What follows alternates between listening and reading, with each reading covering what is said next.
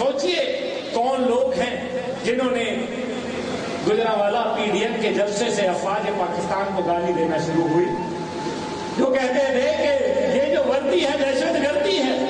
خدا کے لیے یہ وردی دہشت گردی ہے جس کے اوپر پاکستان کا جھنڈا لگا ہوا ہے؟ یہ وردی دہشت گردی ہے جو صبح باپ پہن کے جاتا ہے اور شام کو وردی خون میں لت پت واپس آ جاتی ہے کہ تمہارا باپ آ گیا؟ کیا ان کے لیے بھی تم نے 10 لاکھ لوگ باہر نکالے؟ کسی نے شہید کے گھر میں جا کے دیکھا کہ اس کے گھر میں روٹی ہے یا نہیں ہے؟ وہ جنہوں نے اپنا آج آپ کے مستقبل کے لیے قربان کر ڈالا، یہ کہاں جا رہے ہیں؟ فیصلہ کرنا ہوگا. آئیے دعا کریں کہ اللہ تعالیٰ ہمارے ملک کو سلامت رکھے، کیونکہ جو کشمیر میں مقبوضہ کشمیر میں رہتے ہیں ان کو معلوم ہے آزادی کی کیا قیمت ہے. جنہوں نے افغانستان میں قربانیاں دی ان کو معلوم ہے کہ آزادی کس بھاؤ بکتی ہے.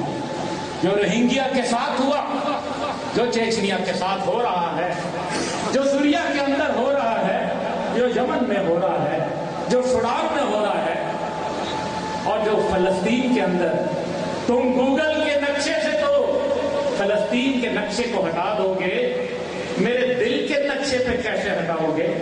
فلسطین تو ہے ہمارا، قبلہ اول تو ہم لیں گے، یہ تو ہو نہیں سکتا، یہ تو وعدہ ہے اللہ کا، وہ ہماری جگہ ہے، اس کی چابیاں بھی ہماری اسلاف کو مل گئی. انشاءاللہ وہ وقت قریب ہے، لیکن اس کے لیے بوریا نشین حکمرانوں کی ضرورت ہے. اس کے لیے ان لوگوں کی ضرورت ہے جو اپنے دل میں صرف اللہ کا خوف رکھتے ہیں، جو دنیاوی خوف سے جو ہے بالتر ہو جایا کرتے ہیں. پھر اللہ کی نصرت آتی ہے، پھر اللہ کی مدد آتی ہے. تو میرے بھائیوں، اپنے ملک کی عزت کریں، اس کی قدر کریں، اپنے بچوں کے مستقبل کے لیے پہرا دیں اور پاکستان کو ایک آزاد خود مختار ریاست بنائیں.